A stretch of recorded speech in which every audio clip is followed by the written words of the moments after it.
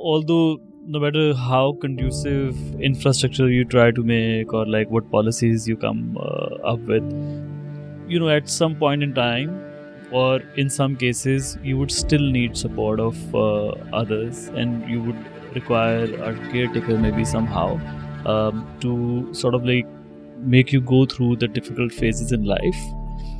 So in terms of when you're acting as a caretaker for somebody, it also like affects your own mental health as well. So are you guys working on on the mental well-being for the caretakers, or raising any awareness for the caretakers as well in the work that you do? This is very important point you have mentioned, because we have been working on the concept of independent living, like providing the personal assistance services to severely disabled person. For example, my colleague Amar, he's assisting me to take the wheelchair stuff, everything. But for a few persons with disabilities who are very like having severe disability, they even need the assistance to drink water, to go outside, everything, shifting from the wheelchair to the bed and all. So how the support system is available, it's almost not existing to the support of the government. We have talked to them about providing the personal assistance services to persons with disability. That's a mandatory thing, and if you mobilize that, that's very easy for them to, at least for the family, because they are dependent on the families, and if they are not paid, then it's a double burden on the families. Like one person have to allocate 90% of his or her time to a support for a person with disability at home, and that create double, like economically they get poor because that person also not working, and then the person with disability is not working. So that's the situation that normally like exists. So what we are doing, we have created a psychosocial support helpline for persons with disability, mostly women and girls with disability. And that helpline provide the support to women with disability by women with disability. Because if you have the same disability, same understanding, then you feel comfortable to share your experiences or the challenges. And for the parents or the family members, we provide peer support system.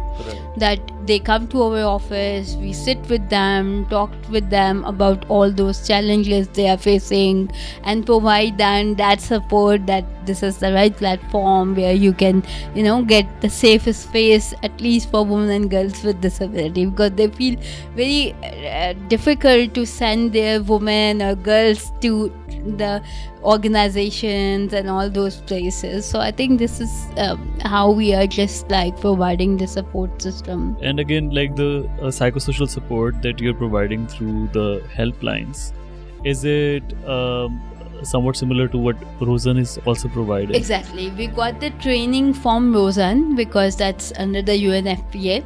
So Rozan have provided us support to train those women with disability to get the understanding about psychosocial support. But again, and sorry, essentially what it does is that it's like a therapy for the people with disability and their caregivers as well. Sharing the experiences, because they won't feel comfortable to report about the gender-based violence.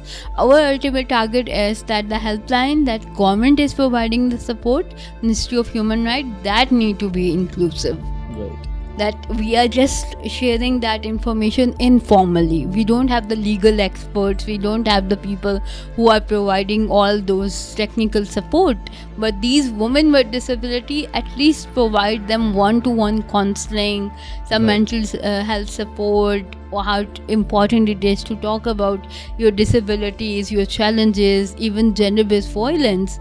So that need to be addressed. And after that, we work with the government stakeholders like police, GBV, court, all those departments. We conducted their assessments where we sit together with them. They were very kindly provided us the opportunity to sit with them and review their strategies, their policies to see where are the gaps, why it's not inclusive and responsive to the needs of women and girls with disability. Right. And after that, we train them on those findings, on those challenges, and it's a process like ongoing. We are working with the National Commission on the Status of Women. We are working with the PCSWs, NCSW, all those stakeholders to collaborate, so at least they can make sure it's a long-term and sustainable plan. We don't want to provide small support because we don't have access all over the country to get everyone. Maybe few organizations, more than 50-55 organizations who are connected with us, they know where person with disabilities are existing,